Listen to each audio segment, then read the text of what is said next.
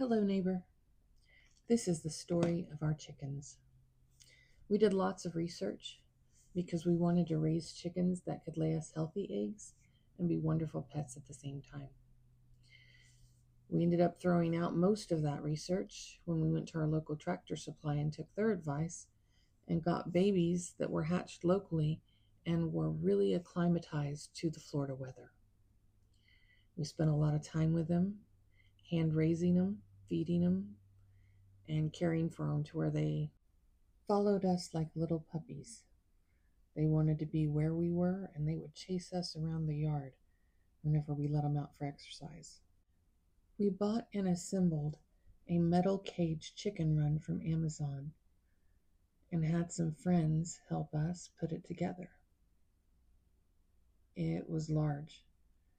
It was so big we had to wait for the chickens to be large enough to not fit through the chicken wire holes for the wall before that they can move in and make it their home.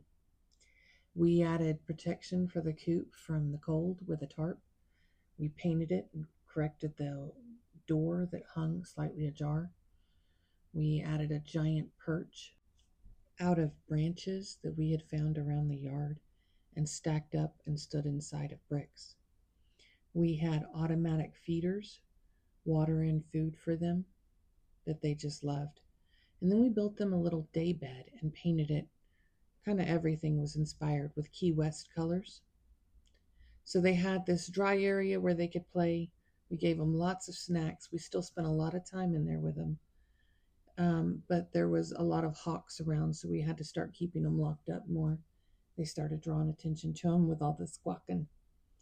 They were wonderful pets, and their favorite spots were really as high as they could get inside the chicken run.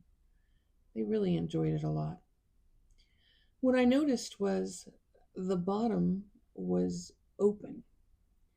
So we surrounded it with bricks to keep it safe from any critters that could dig in and try to eat them.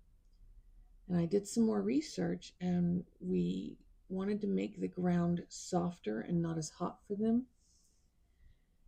So we put in a whole load of sand, play sand, from our local dirt suppliers. And they really spent a lot of time running around, scratching at it, burying toys, and enjoying their snacks in this area. They were very happy with it. Eventually, we dreamed up a perfect house for them. And they had all the toys they could want, but we wanted their dream home built for them. And I wanted it to look like a little gingerbread house. So we started plotting on Pinterest the different ways it could be built. And there was no square walls on this. Everything was at wild angles.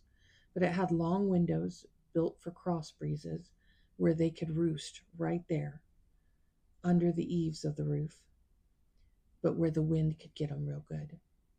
The boxes for nesting were down low on the ground level, but there was a 2x4 that separated it from being just flat on the ground to where nesting material still collected in there.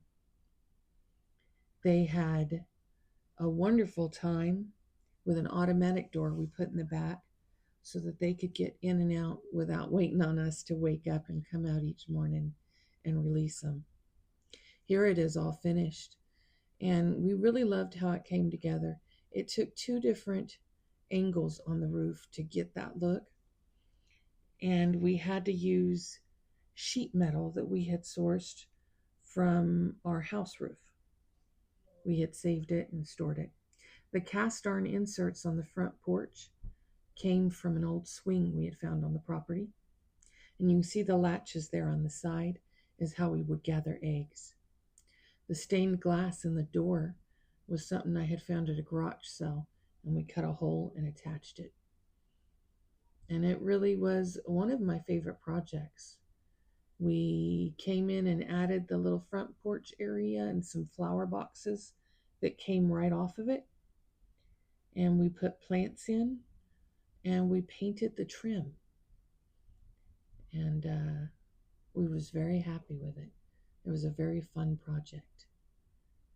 The whole family pitched in. We thank y'all for watching, and tune in later.